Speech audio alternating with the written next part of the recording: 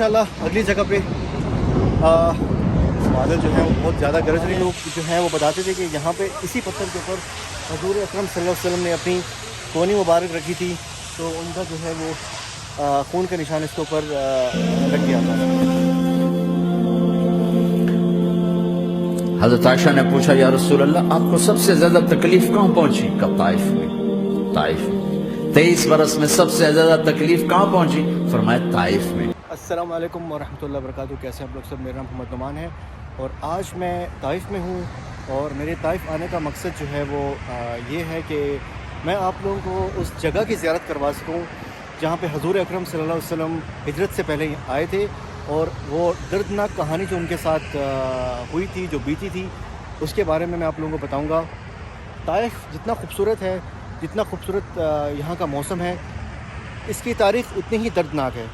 तो video and तक देखें क्योंकि इसमें शायद आप लोगों ने ऐसी चीज़ें ना देखी हों और ऐसी बातें ना सुनी हों जो कि मैं बताने वाला हूँ। और इसी के साथ साथ अगर आपने मेरा चैनल सब्सक्राइब नहीं किया हो तो प्लीज़ सब्सक्राइब करें, और इसी के साथ मेरा फेसबुक का जो पेज है उसको फॉलो और लाइक करें। तो चलें वीडियो को एंड तक देखें। मैं इस टाइम जा रहा हूँ वादी मितना, जहाँ पे सारे वाक़यात पेश आए हैं, तो साथ साथ रहिए।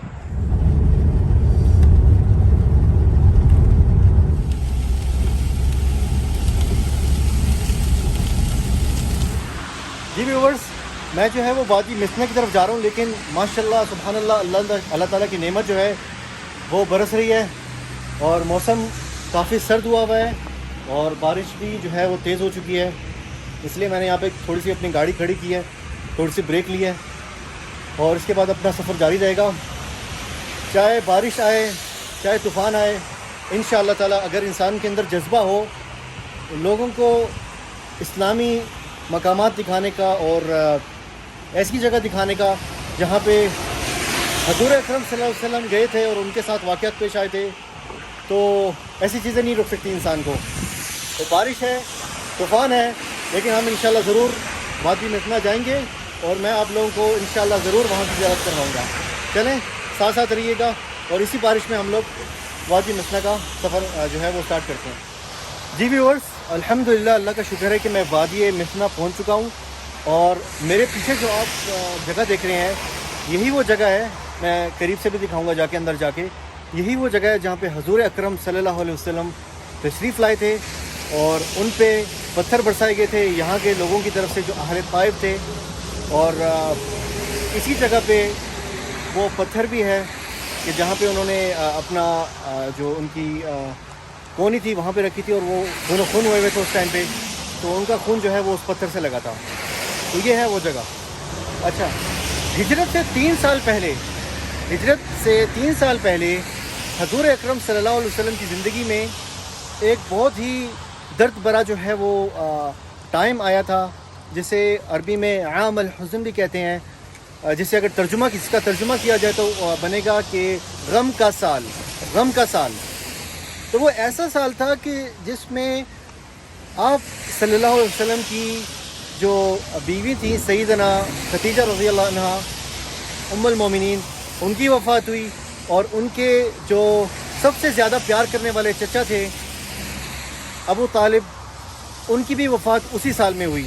तो अबू तालिब जो थे वो बनु हाशिम कबीले के चीफ थे, तो उनकी वजह से हज़ूर अकरम सल्लल्लाहु अलैहि वसल्लम को एक प्रोटेक्शन मिली हुई थी, क्योंकि बाकी जो ट्राइब्स थे कुरैश कबीले के और बाकी जो मुनाफिकीन थे वो हज़ूर अकरम सल्लल्लाहु अलैहि वसल्लम के बहुत ख़िलाफ़ थे, और 10 साल उन्होंने जो है वो ये तंगी काटी है, गालियाँ, पत्थर और तरह तरह की जो है वो बातें सुनी हैं उन लोगों से।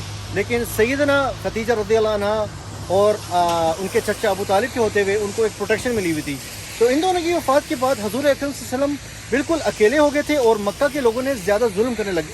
मक्का के लोगों ने जो है वो जुल्म स्टार्ट कर दिया था उनके साथ दोबारा से, और मक्का के तमाम रास्ते बंद कर दिए थे। तो नबी करीम सल्लल्लाहु अलैहि वसल्लम जो है वो ताइफ हिजरत करके आए, ये सोच के कि यहाँ पे उनको जो है थोड़ा सुकून मिलेगा, और यहाँ पे वो जो है वो सिरातुल मुस्तकीम पे लोगों को चलने की हिदायत देंगे, सीधे रास्ते पे चलने की हिदायत देंगे, उनको इस्लाम कबूल करने की दावत देंगे। लेकिन यहाँ के लोगों ने भी उन पे बहुत जुल्म जो है वो किया। इसी जगह वो यही जगह है जहाँ पे उन पे पत्थर बरसाए गए थे, और हज़ूर अकरम सल्लल्लाहु अलैहि वसल्लम आगे जाके मैं आप लोगों को वो जगह दिखाता हूँ जहाँ पे वो جا کے رکے تھے اور ان کا جو جسم تھا وہ پورا خون و خون ہوا ہوا تھا اور وہاں پہ جا کے انہوں نے پتھر کے پیچھے ٹیک لگائی تھی. تو چلیں جاتے ہیں اس جگہ پہ. یہ دیکھ لیں کہ یہ وہ جگہ ہے. اب اندر میں جاتا ہوں. یہ وہی جگہ ہے 1400 سال پہلے کی. آپ دیکھ سکتے ہیں اتنی ہی قدیم ہے. یہ جو پتھر آپ میرے پیچھے دیکھ رہے ہیں اسی کو کہا جاتا تھا, اس کو اب سیل کر دیا گیا ہے, پہلے یہ سیل نہیں تھا. اسی کو کہا جاتا ہے کہ اس کے اوپر پہلے نشان بھی تھے خون کے. تو یہاں کے مقامی لوگ جو ہیں وہ بتاتے تھے کہ یہاں پہ اسی پتھر کے اوپر حضور اکرم صلی اللہ علیہ وسلم نے اپنی کونی مبارک رکھی تھی, تو ان کا جو ہے وہ خون کا نشان اس کے اوپر لگ گیا تھا. حضور اکرم صلی اللہ علیہ وسلم کے اوپر اتنے پتھر برسائے گئے اہل طائف کی طرف سے کہ ان کا پورا جسم خون سے لت پت ہو گیا.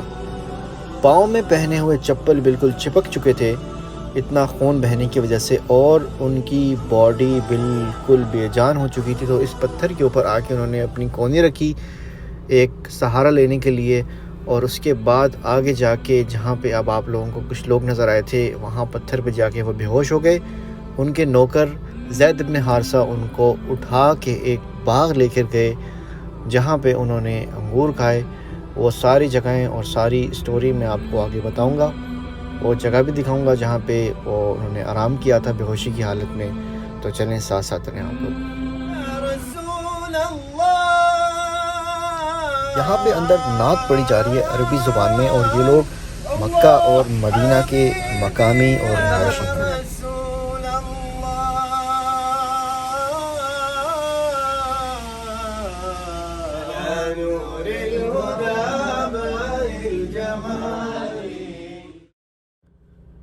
آپ لوگ ابھی اس پتھر کی زیارت کریں گے جہاں پہ نبی کریم صلی اللہ علیہ وسلم بے ہوشی کی حالت میں آئے تھے اور انہوں نے آرام فرمایا. ان کے ساتھ ان کے نوکر زید بن حارثہ بھی تھے, اور یہاں پہ انہوں نے کچھ منٹس آرام فرمایا. اور اس پتھر کو الکو کہا جاتا ہے عربی زبان میں, جس کی وجہ سے اس مسجد کا نام بھی الکو ہو گیا.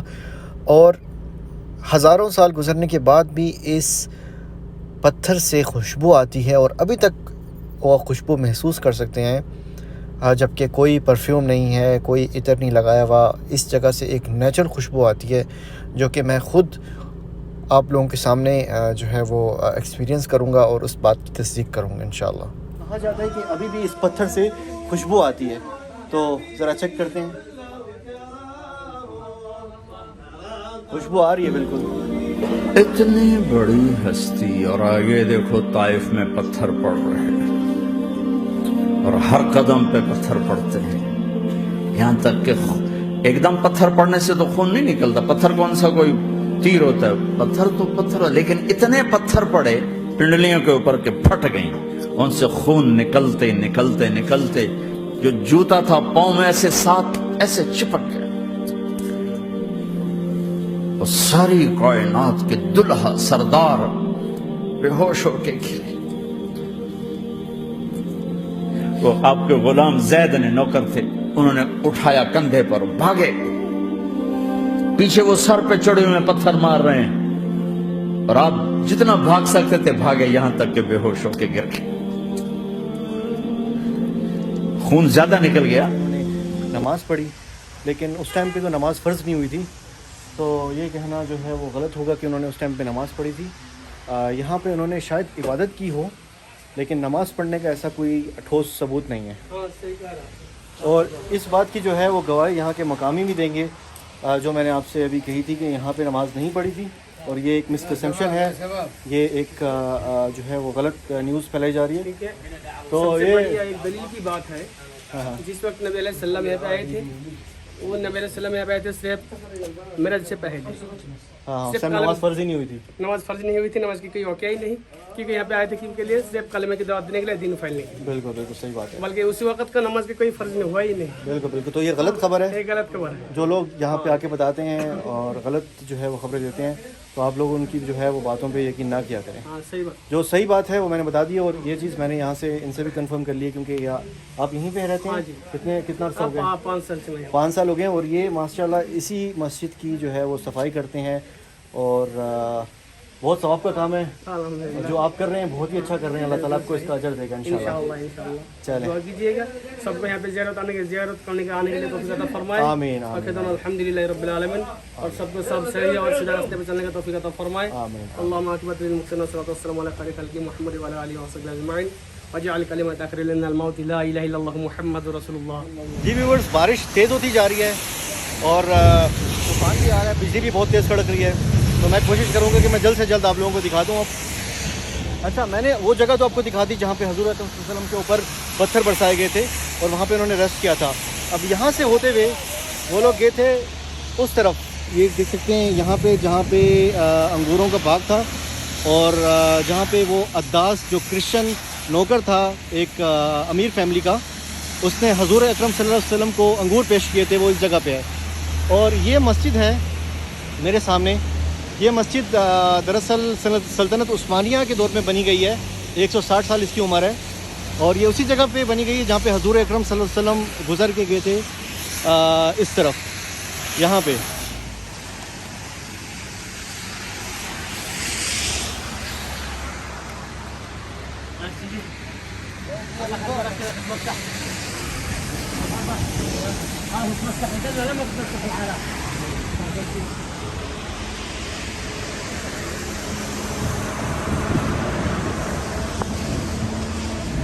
تو چلیں بسم اللہ کریں, اندر چل کے دیکھتے ہیں یہ مسجد کیسی ہے. کافی قدیم ہے, اور سلطنت عثمانیہ نے خلافت عباسیہ کے جو آرکیٹیکچر سے انسپائر ہو کے یہ بلڈنگ بنائی تھی, کیونکہ اس کا آرکیٹیکچر کا اگر آپ دیکھیں تو ویسے ہی ہے جو خلافت عباسیہ کے ٹائم پہ جو مساجد بنتی تھی بالکل ویسا ہی ہے.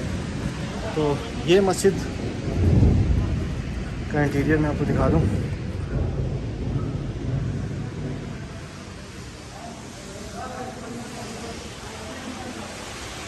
یہ مسجد کا انٹیریئر ہے.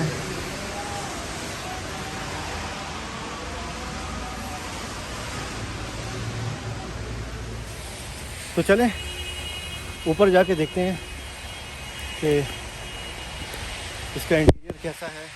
آپ دیکھیں کہ بالکل وہی قدیم طریقے کی سیڑھیاں بنائی ہوئی ہیں. بسم اللہ الرحمن الرحیم. میں اصل میں اوپر جانے کی میری کوشش اس وجہ سے ہے تاکہ میں وہ آپ لوگوں کو باغ دکھا سکوں, کیونکہ اب وہ باغ کی کوئی ایسی نشانی نہیں ہے.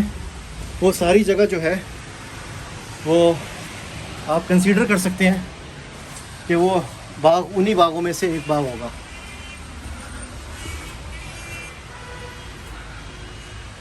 ایک منٹ, مجھے ذرا چڑھنا پڑے گا اوپر کیونکہ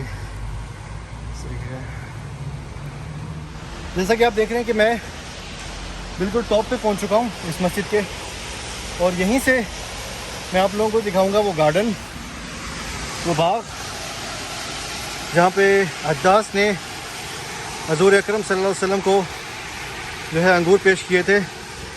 یہ وہ گارڈن ہے ماشاءاللہ سبحان اللہ. اور یہ مسجد سے جو ہے وہ تقریباً پوری وادی کا جو ہے وہ ویو ملتا ہے آپ لوگوں کو. تو میرے اوپر چڑھنے کا مقصد یہی تھا کہ میں آپ لوگوں کو دکھا سکوں وہ جگہ, کیونکہ ایسی کوئی پرٹیکولر جگہ ہے نہیں ہے جہاں پہ ہم لوگوں کو پتہ ہو کہ وہاں پہ حضور صلی اللہ علیہ وسلم بیٹھے تھے یا وہاں پہ انگور پیش کیے گئے تھے. تو جنرلی میں نے آپ کو دکھا دیا یہی باغ تھا جہاں پہ عداس نے حضور اکرم صلی اللہ علیہ وسلم کو انگور پیش کیے تھے, اور حضور اکرم صلی اللہ علیہ وسلم نے جب انگور کھانے سے پہلے بسم اللہ الرحمن الرحیم پڑھا تو بہت انسپائر ہوا. تو کہنے لگا کہ میں نے یہ دعا جو ہے پہلے نہیں سنی. تو اس کے بعد حضور اکرم صلی اللہ علیہ وسلم نے ان سے پوچھا کہ تم ہو کہاں سے. تو میں آپ کو اس کی پوری ڈیٹیل شارٹ ویڈیو جو ہے وہ دکھاتا ہوں, آپ کو پوری انفارمیشن اس ویڈیو میں ملے گی اس واقعے کے بارے میں. تو انہوں نے کندھے پہ اٹھا دوڑ لگائی, اور آگے سامنے باغ تھا. کس کا؟ سب سے بڑے دشمن کا, مکے والے عتبہ بن ربیعہ. عتبہ کون ہے؟ یہ جنگ بدر میں جس کے ہاتھ میں جھنڈا تھا, اور جنگ بدر میں قریش مکہ کے لشکر کا جو چیف تھا وہ اس کا باغ.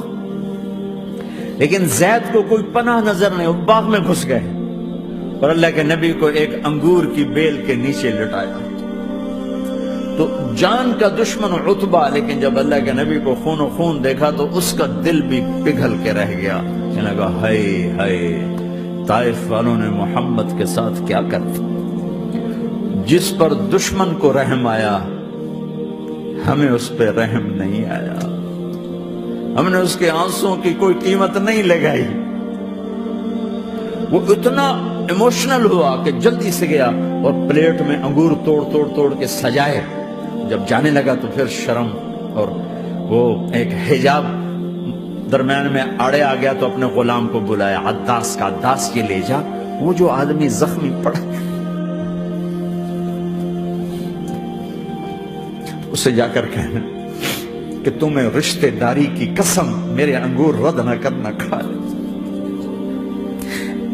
حالانکہ موقع تھا کہ قتل کرتا، ہر وقت قتل کرنے کے منصوبے بنا رہے، موقع تھا کہ قتل کرتا۔ ایسا حال تھا کہ قاتلوں کے بھی آنکھوں میں آنسو آئے، نہیں آئے تو تمہاری آنکھوں میں نہیں آئے۔ چند پونڈوں پہ اپنے نبی کو بیچ دیا۔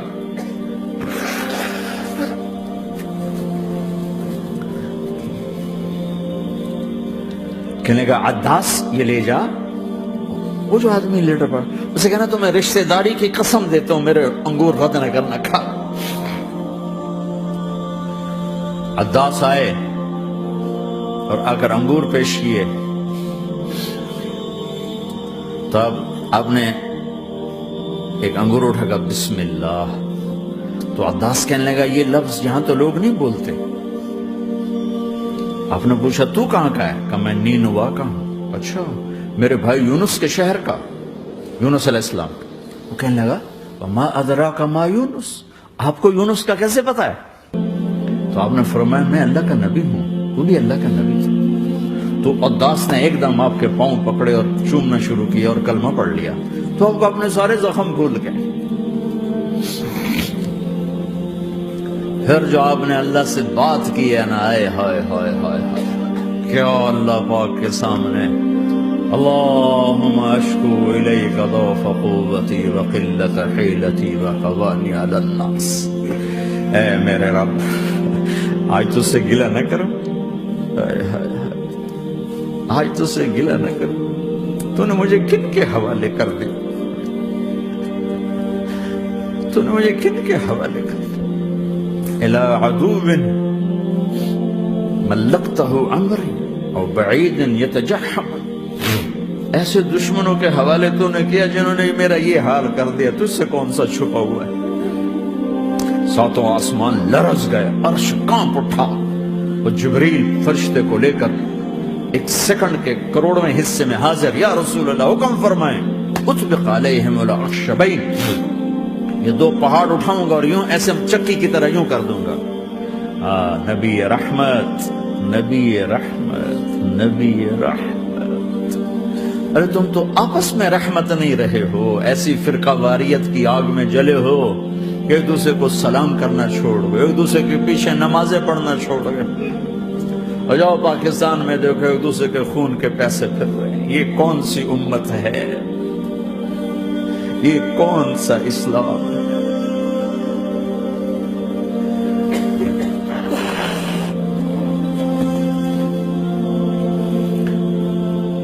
حضرت عائشہ نے پوچھا یا رسول اللہ آپ کو سب سے زیادہ تکلیف کہاں پہنچی؟ کہ طائف میں، طائف میں 23 برس میں سب سے زیادہ تکلیف کہاں پہنچی؟ فرمایا طائف میں۔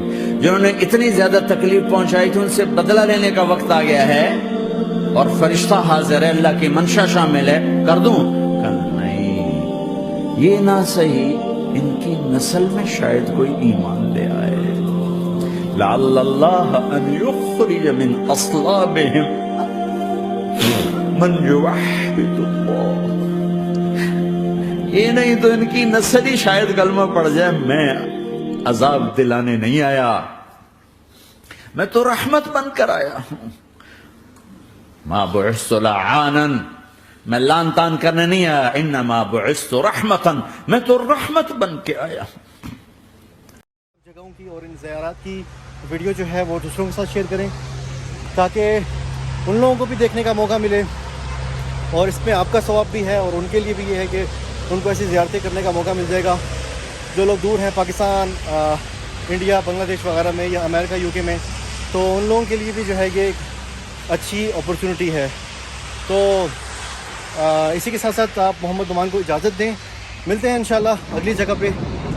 بادل جو ہیں وہ بہت زیادہ گرج رہے ہیں. میں سیدھا گاڑی میں چلتا ہوں. اپنا خیال رکھیے گا. اللہ حافظ.